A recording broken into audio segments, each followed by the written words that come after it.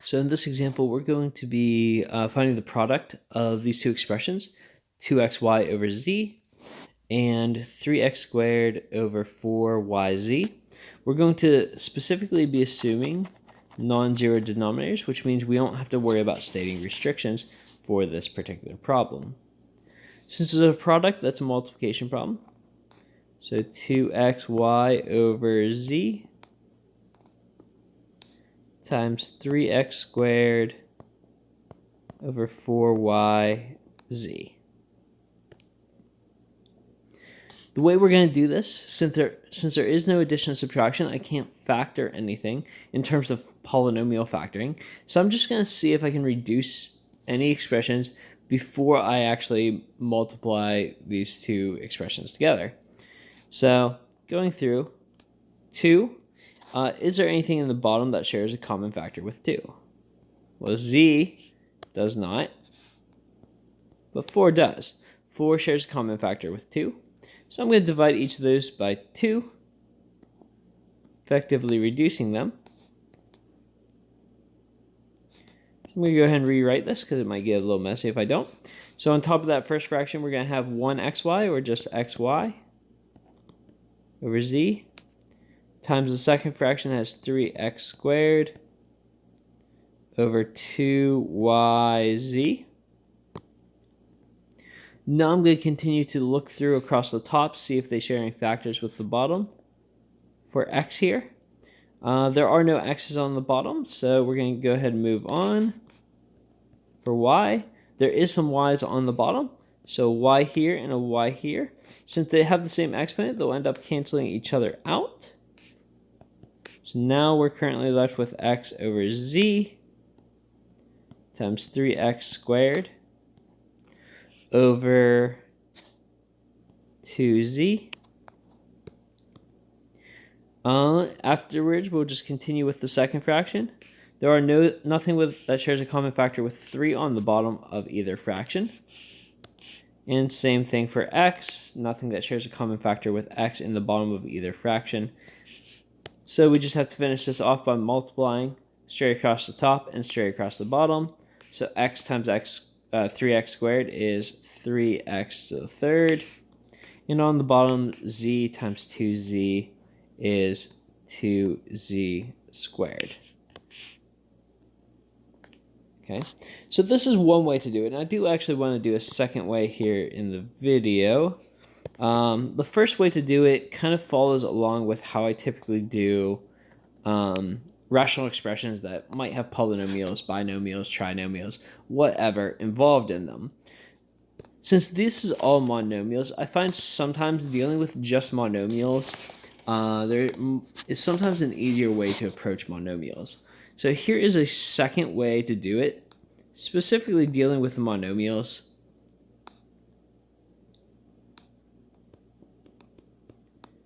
So if you're just dealing with monomials, sometimes it's easier just to multiply them right away and then reduce after, because all the variables can make it a little bit confusing, and sometimes when you multiply them together right away, it condenses the variables. It makes it a little bit more manageable for people to deal with.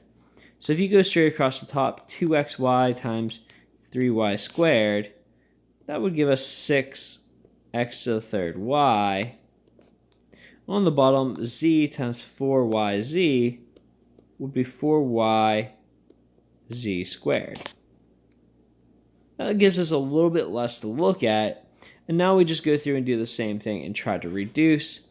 So the 4 and 6 are both divisible by 2, giving me 3 on top, 2 on the bottom. And just like before, I have a y on top, y on the bottom, and they're still going to cancel, giving me with 3x to the third over 2z squared. We still get the same thing. In some cases, this way might be easier, but the first way I went over is kind of how I proceed with multiplying rational expressions that have binomials and trinomials and stuff in it as well. So it just keeps it consistent with how I do the other types of problems that we'll deal with later. Okay, so hopping over to Desmos here. I already have everything kind of typed in. So here we can see the original expression graphed in red. Now I'm going to go ahead and click on the simplified version here. You'll see it up here. And you'll notice it overlaps completely the red graph. So I'm just clicking back and forth, and you can see they're overlapping completely. Now the reason why the restrictions are what they are is if we take a look at the first restriction, you can see that that's where the asymptote is. And it's the same as when we found vertical asymptotes with one of the earlier lessons. But the functions don't exist here, which means the two expressions, the simplified version and the original, won't be equal there, because how can two values be equal if they don't exist? So they're not equal in those spots. However, if we look at 2, 2 is the other spot where the restrictions were. Why is 2 a restriction?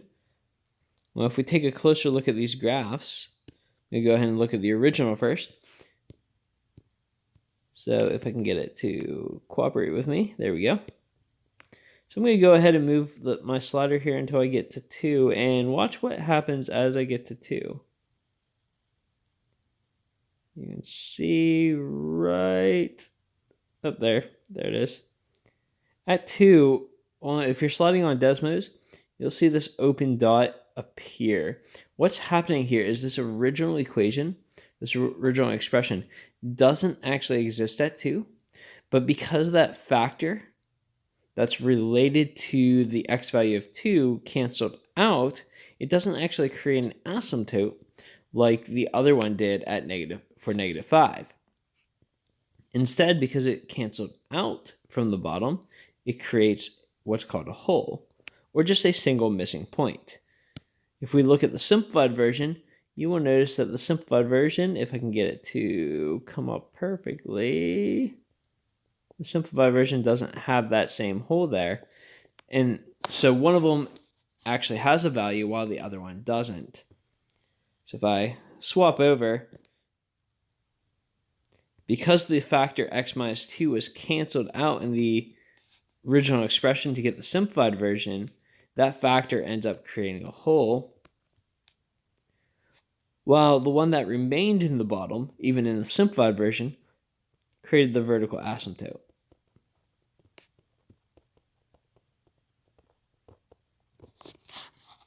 And there we go.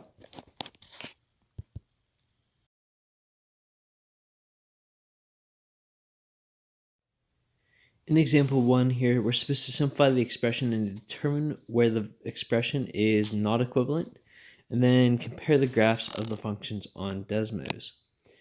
So to start with, to simplify the function here, or the expression, we're going to simplify it very similar to how you would simplify a normal fraction. For example, 24 over 30. The way you look for or simplify fractions is you find common factors and cancel them out or divide them out. The common factor between 24 and 30 is 6, so we end up canceling out the factor of 6 from both numbers, giving us 4 over 5. In the same way here, we're going to have to factor, or so we can see the factors, so that we know what we can divide or cancel out. So I'm going to just start factoring for the top one here. Because it's not in standard form, before I try to factor it, I'm going to go ahead and write it in standard form.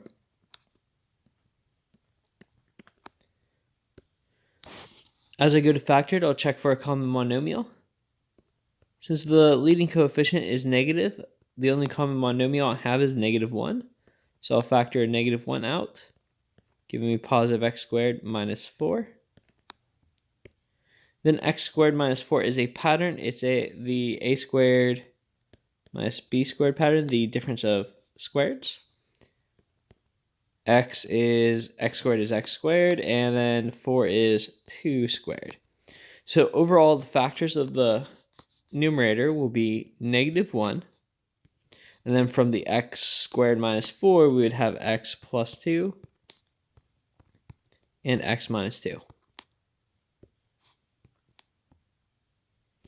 For the bottom here, we would check for a common monomial in all three terms, but there is no monomial that will go in to all three terms. So we're going to go ahead and multiply first and last. Get negative 10x squared. We need the factors of negative 10 that will add up to be our middle term, which is 3. So the combination of factors we want is going to be negative 2 and positive 5. Since we have no leading coefficient, we can jump straight to the factors without doing intermediate steps. So our factors will be x minus 2 and x plus 5.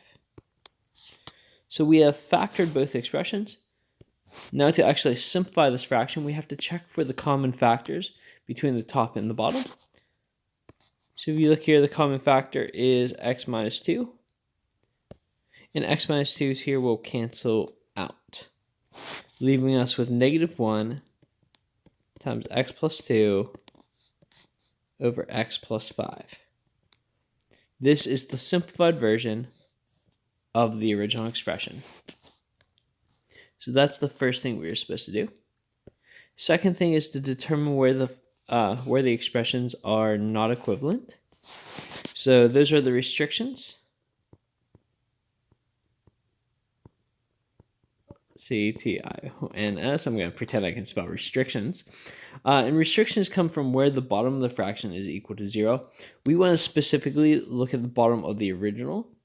So the original factors in the bottom. Because the original has possibly some extra spots where the simplified version may exist, but the original doesn't. So we have to look at the original when we're looking for the restrictions. So just like we did whenever we found vertical asymptotes, we're going to set the bottom of this fraction equal to 0.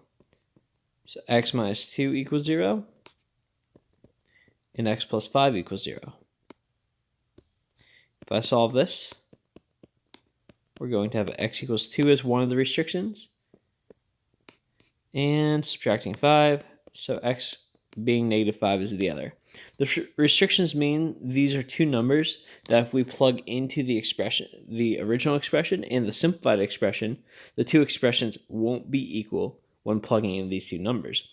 Mostly because they're non-existent, or at least one of them is non-existent. Now the third part of this is to just compare the functions on Desmos.